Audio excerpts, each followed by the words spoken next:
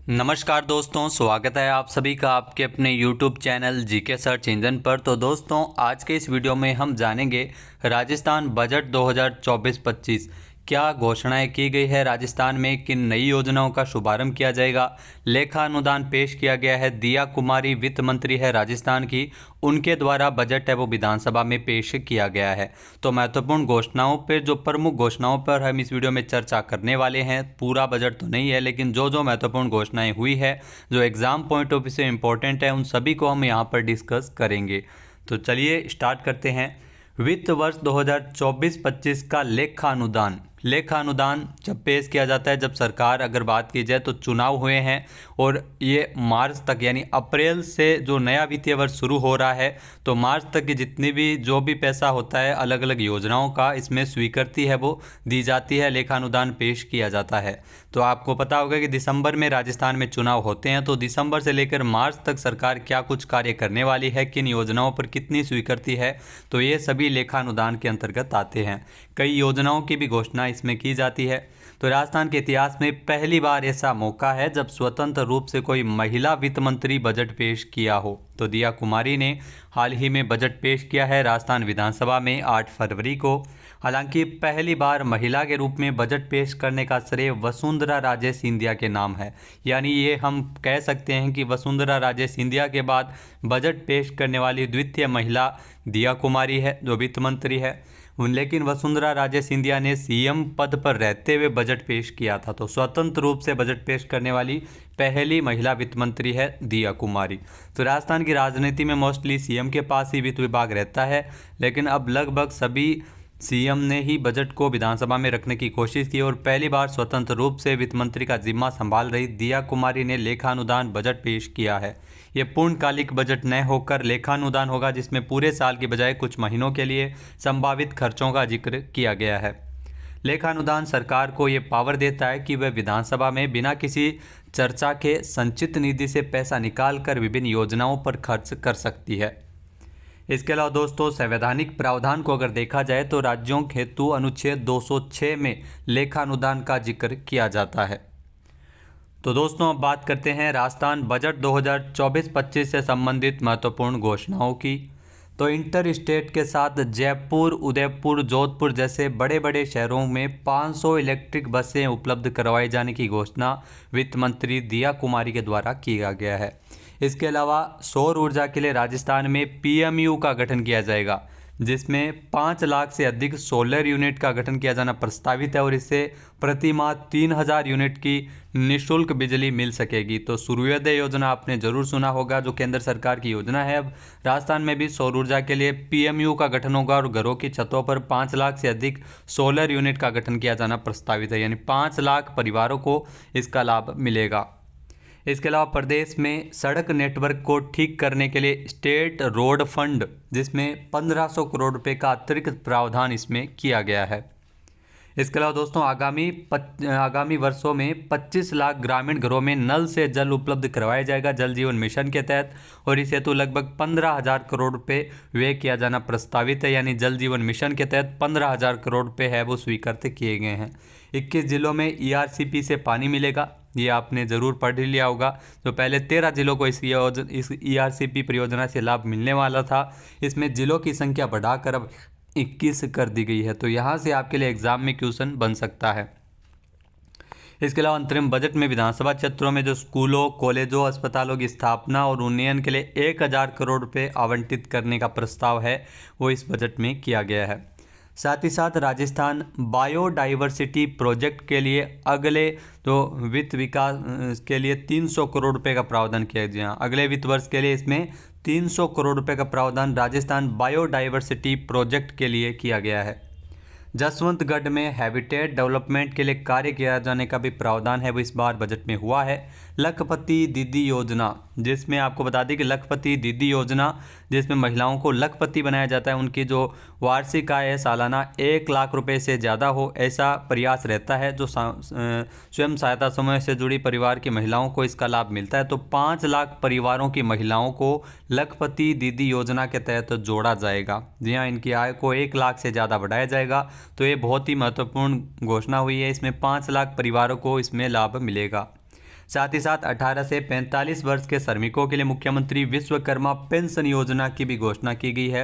18 से 45 वर्ष के श्रमिकों के लिए मुख्यमंत्री विश्वकर्मा पेंशन योजना। लाडो प्रोत्साहन योजना भी शुरू होगी। लखपति दीदी योजना, जिसमें 5 लाख परिवारों की जो महिलाओं की आय को 1 लाख से ज़्यादा बढ़ाया जाएगा। इसके अलावा योजना के तहत लाडो प्रोत्साहन योजना, जिसमें गरीब परिवार में बेटी पैदा होने पर 1 लाख रुपए की सेविंग बॉन्ड, जी हाँ, लाडो प्रोत्साहन योजना के तहत ये सेविंग बॉन्ड है वो मिलेगा। इसके अलावा पीएम मातृ वंदना योजना, इस योजना के तहत भी महिलाओं को प्रसव पर 5,000 रुपये से बढ़ाकर 6,000 रुपये इसमें सहायता राशि दी जाएगी और इस पर 90 करोड़ रुपये खर्च होंगे। यानी पीएम मातृ वंदना योजना के तहत राशि बढ़ाई गई है। पहले 5,000 मिलते थे, अब 6,000 दिए जाएंगे। ब्लॉक स्तर पर आंगनबाड़ी को आदर्श बनाया जाएगा और इस पर 20 करोड़ रुपए खर्च किए जाएंगे। आंगनबाड़ी को ब्लॉक स्तर पर आदर्श बनाया जाएगा, इसमें महत्वपूर्ण सुविधाएं स्थापित होगी और इसके लिए 20 करोड़ रुपए खर्च किए जाएंगे।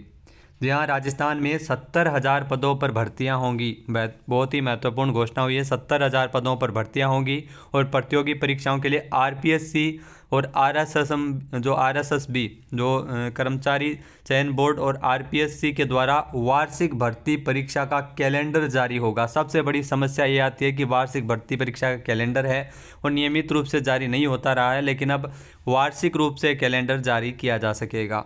जयपुर के निकट हाईटेक सिटी विकसित होगी और वर्ल्ड क्लास सिटी के अनुरूप सुविधा उसमें मिलेगी। तो जयपुर के निकट हाईटेक सिटी का विकास किए जाने की भी घोषणा की गई है।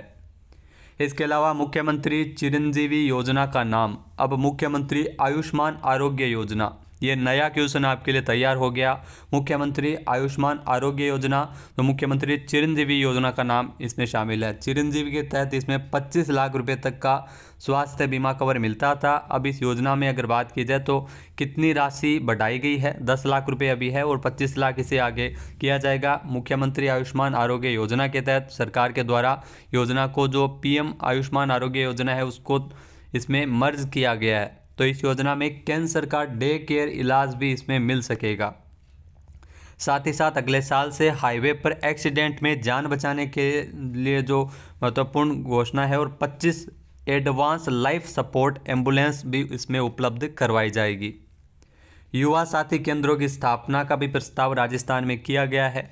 महिला सुरक्षा हेतु 200 करोड़ रुपए की लागत से police modernisation and infrastructure fund बनेगा। 200 करोड़ रुपए की लागत से police modernisation and infrastructure fund बनेगा, जिसमें पुलिस थानों में साइबर हेल्प डेस्क तैयार होगी और साइबर क्राइम को रोकने के लिए भी ठोस कार्य योजना बनाई जाएगी।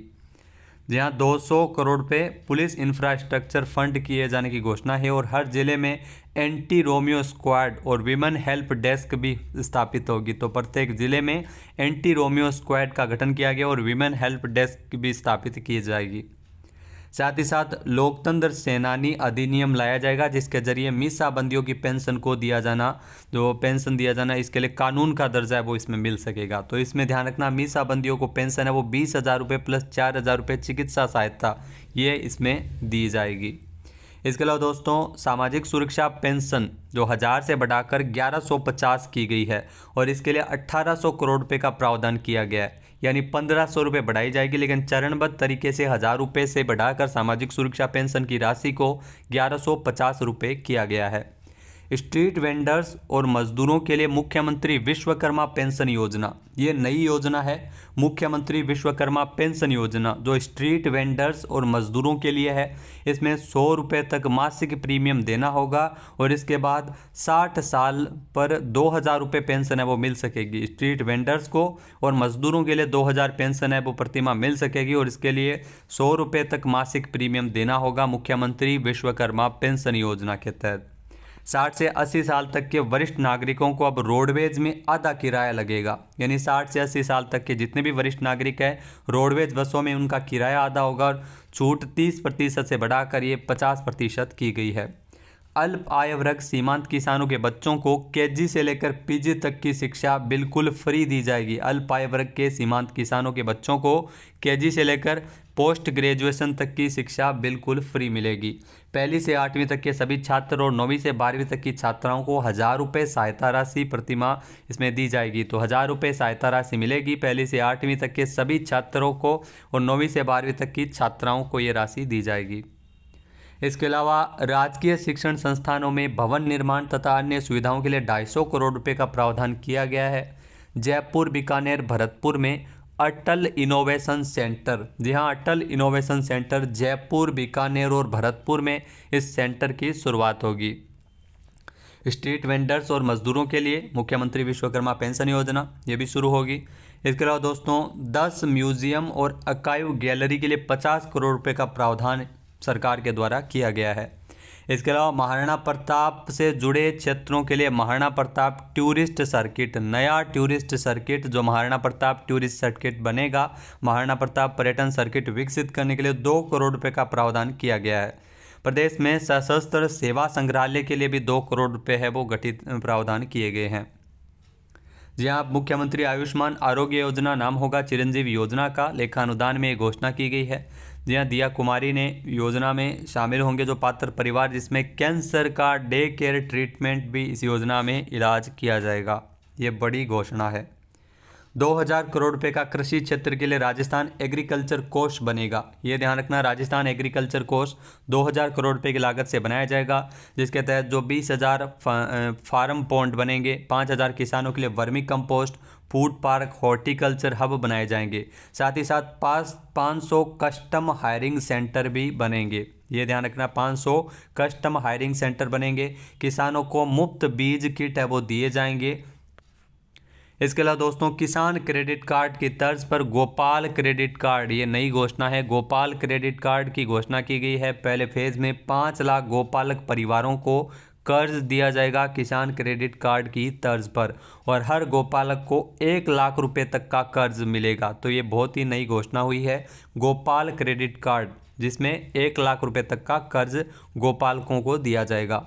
प्रदेश की अर्थव्यवस्था को मजबूत करने के लिए Rajasthan economy revival task force, यानी Rajasthan economy revival task force economic को पुनः मजबूत करने के लिए, प्रदेश की अर्थव्यवस्था को मजबूत करने के लिए इस टास्क फोर्स का गठन किया जाएगा। गरीब परिवार में बेटी पैदा होने पर 1 लाख रुपए का सेविंग बॉन्ड है वो लाडो प्रोत्साहन योजना के तहत मिलेगा राजस्थान में।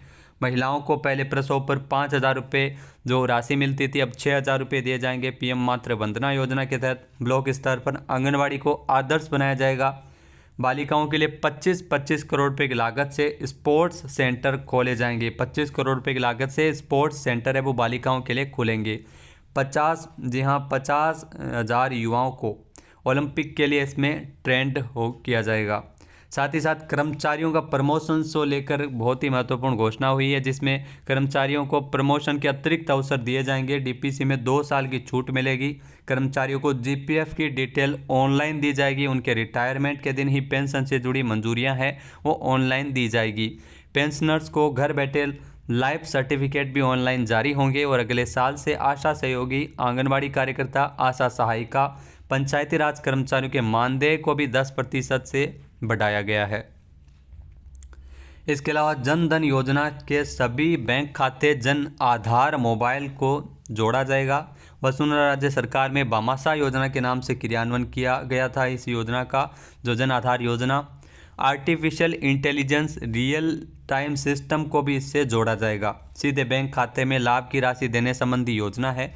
और राजस्थान अनुरोध सेवा प्रदायगी योजना की भी घोषणा की गई है। ये नई योजना है, सीधे बैंक खाते में लाभ देने की संबंधी घोषणा है, राजस्थान अनुरोध सेवा प्रदायगी योजना। जीपीएफ की सूचना मोबाइल ऐप द्वारा और सेवानिवृत्ति वाले दिन ही पेंशन, परिलाभ आदि ऑनलाइन ट्रांसफर होंगे। साथ ही साथ आरजीएचएस में कॉन्फेड के जरिए डायरेक्ट दवाइयों की सुविधा मिलेगी। निवेशकों के लिए जो फ्री हेल्पलाइन नंबर के साथ साथ सभी जिलों में टोल फ्री हेल्पलाइन नंबर निवेशकों के लिए जारी होंगे। राजकीय विद्यालयों में अध्ययनरत पहली से 8वीं तक के सभी छात्रों को 1000 रुपये की सहायता दी जाएगी। और अगले वर्ष 12 लाख किसानों को उच्च गुणवत्ता के बीज उपलब्ध करवाए जाएंगे। गौवंश संरक्षण से जुड़े परिवारों को भी सहायता दिए जाने की भी घोषणा की गई है।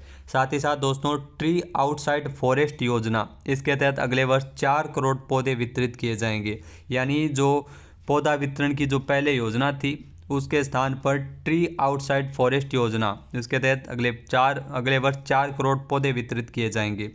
अरावली हिल्स के क्षेत्र में 30,000 हेक्टेयर क्षेत्र में वृहद पौधारोपण किया जाएगा, वृक्षारोपण किया जाएगा। और गोडावण संरक्षण के लिए भी कई महत्वपूर्ण प्रयास किए जाएंगे।